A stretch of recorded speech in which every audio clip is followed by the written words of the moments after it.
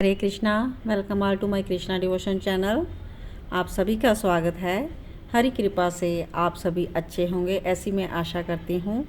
आप मेरे YouTube channel को बहुत बहुत स्नेह और प्रेम दे रहे हैं, आप सभी की मैं आभारी हूँ।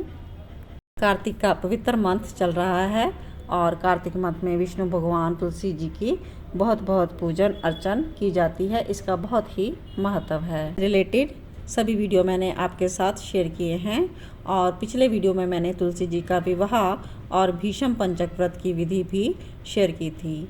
अब जैसे कि सब जानते हैं कि कार्तिक मंथ में एकादशी तिथि आने वाली है और इस एकादशी को भगवान विष्णु जागते हैं, मतलब 4 मास की निद्रा के पश्चात भगवान एकादशी को जागते हैं, तो हम उनको विधिवत जगाते हैं। तो आज के वीडियो में एकादशी को भगवान को कैसे जगाएं और उसकी क्या विधि है, इस बारे में जानेंगे। वीडियो स्टार्ट करने से पहले हम मंत्र का जप करते हैं। तब तक न्यू व्यूअर्स मेरे चैनल को सब्सक्राइब कर लीजिएगा।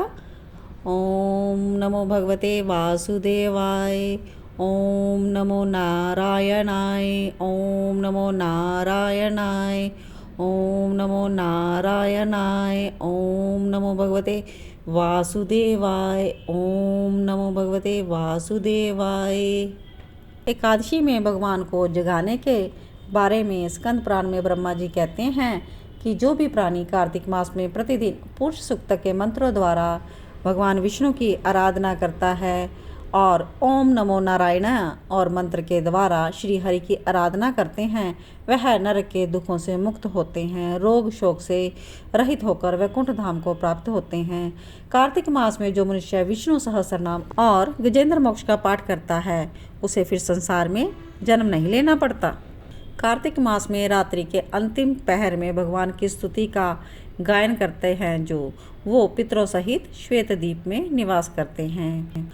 आषाढ़ मास के शुक्ल पक्ष में एकादशी तिथि को शंकासुर दैत्य मारा गया था, तो उसी दिन से भगवान 4 मास तक क्षीर समुद्र में शयन करते हैं और कार्तिक शुक्ल एकादशी को जागते हैं। इसीलिए एकादशी के दिन हमें उनसे कहना चाहिए कि हे गोविंद उठिए, उठिए हे गरुड़ध्वज उठिए, हे कमलकांत निद्रा का त्याग कर कर तीनों लोगों का मंगल कीजिए। ऐसा कहकर उनको शंख नगाड़े आदि के साथ उठाना चाहिए।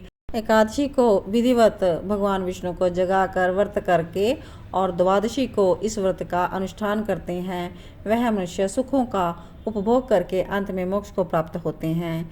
मनुष्य द्वादशी तिथि के इस परम उत्तम पुण्य में महात्म्य पाठ का श्रवण भी कर लेते हैं, वह भी उत्तम गति को प्राप्त होते हैं। इसके बाद जो कार्तिक व्रत के नियम और पालन कर रहे थे उनको भी कार्तिक व्रत का उद्यापन करना चाहिए। कार्तिक व्रत का जो उद्यापन है वह कार्तिक शुक्ल चतुर्दशी को व्रत की पूर्ति करके और भगवान विष्णु की प्रीति के लिए उद्यापन करना चाहिए।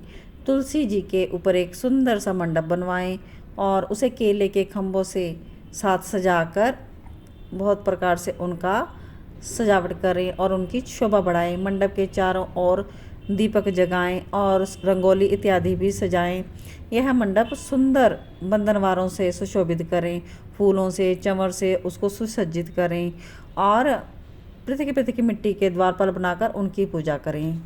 तो हम भगवान श्री हरि की पूजा करते हैं इस मंथ में, तो इसीलिए उनके द्वारपाल को भी हमें पूजन करनी चाहिए।